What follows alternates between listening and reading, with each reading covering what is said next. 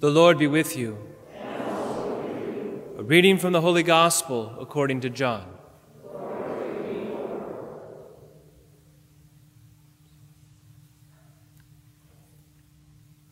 Many of the Jews who had come to Mary and had seen what Jesus had done began to believe in him. But some of them went to the Pharisees and told them what Jesus had done. So the chief priests and the Pharisees convened the Sanhedrin and said, "What are we going to do?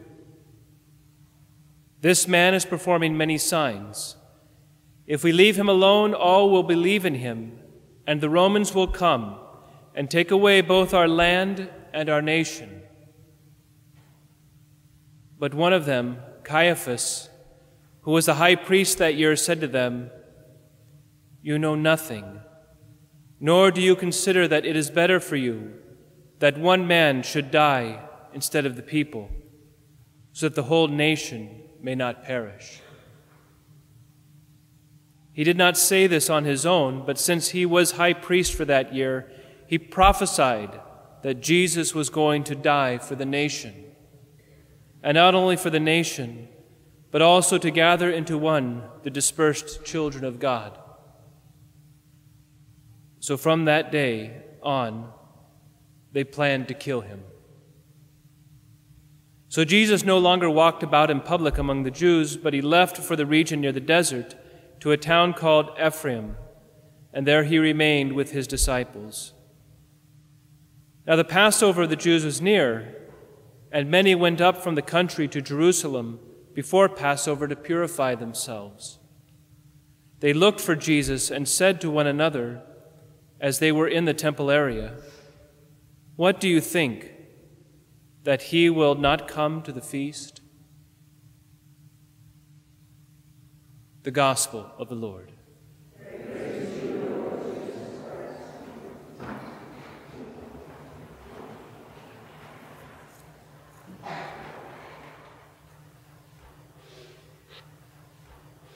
Well, we have come to the end of Lent. This is the final Mass before Holy Week opens, and we close this our Lenten observance with this passage from the Gospel according to John. It's the closing passage of the book of signs. So all the Gospel of John up till this point is coming to this climax of the raising of Lazarus. And the final decision after the raising of Lazarus is the decision to kill Jesus. He has just become too dangerous. And there's three things, I think, to consider in the passage that we just heard. Not only when we consider about human life in general, and we can think of political life on the level of a society or a country, but also of our own souls. The first thing that we can notice about what happens behind this decision, right, the decision to kill Jesus, the first thing we can notice is fear. They are afraid. Initially, this fear is expressed in terms of the Romans coming, the fear that they will lose their nation, the fear that they will also lose their power as the head of that nation. Fear. Fear always precedes an evil decision. We too have to contend with fear in order to do the right thing. But fear is that precursor. Fear, this type of fear, the fear of this kind of loss, is the fear that comes from the evil one. Because the paradox is, the mystery is, it's only by risking the nation, by surrendering the nation, that the kingdom can come. The second thing behind this evil decision is a decision that is based upon expediency rather than the good. Choosing what is easiest and what is most efficient and what is most practical, as opposed to doing what is good. Now, this is something that human beings have trouble with in general, and Americans have trouble with it in particular. Right? We are driven by expediency and practicality. And so often, when we hear those arguments to do something that is not good, we can be easily swayed by what is expedient and what is practical. A real good example of this right now, I think, is this whole controversy around stem cell research, right? Of harvesting stem cells from aborted fetuses. Whereas the good thing to do is to develop stem cells that don't involve that. Or the destruction of human life because it's expedient, because it's practical. Right? This too is going on here. The most practical thing here, the safest thing, is that one man die for the nation instead of the whole nation. We too have to contend with that, because when temptation comes to us to choose something evil, oftentimes it gets presented to us as this is what is expedient, and this is what is practical. In a way, that behind that is that rule that is often the basis of many bad decisions, is the end justifies the means. Finally, what we see in this revelation is we really begin to see now the possibility of heaven and hell. You know, before in the Old Covenant, the dead went to Sheol, the place of the dead, and over time there was a sense that the good and the evil were separated in Sheol. But it's not until the coming of the Messiah that the rift between heaven and hell happens. And what we can see here is that the love of God that comes into the world, Jesus Christ himself comes and he forces human beings to make a decision about him.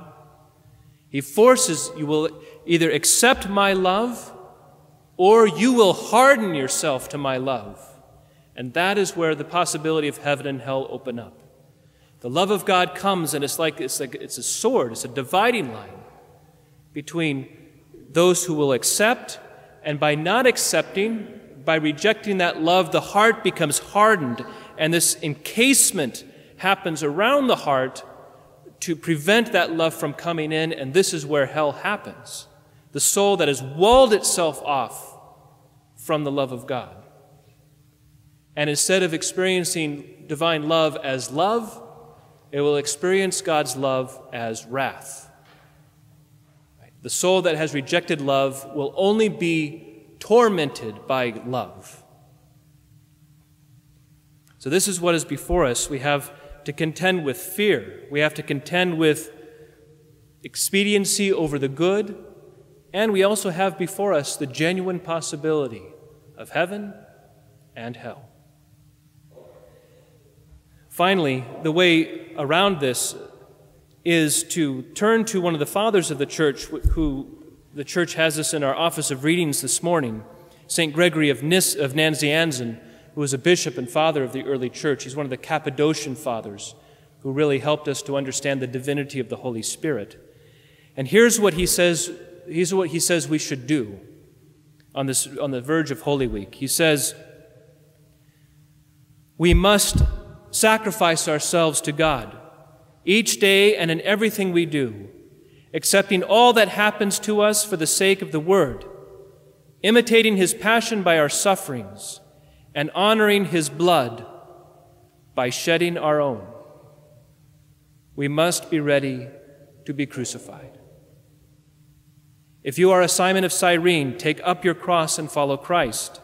If you are crucified beside him, like one of the thieves, now, like the good thief, acknowledge your God. Worship him who was hung on the cross because of you, even if you are hanging there yourself. If you are a Joseph of Arimathea, go to the one who ordered his crucifixion and ask for Christ's body. Make your own the expiation for the sins of the whole world. If you are a Nicodemus, like the man who worshiped God by night, bring spices and prepare Christ's body for burial. If you are one of the Marys, or Salome, or Joanna, weep in the early morning.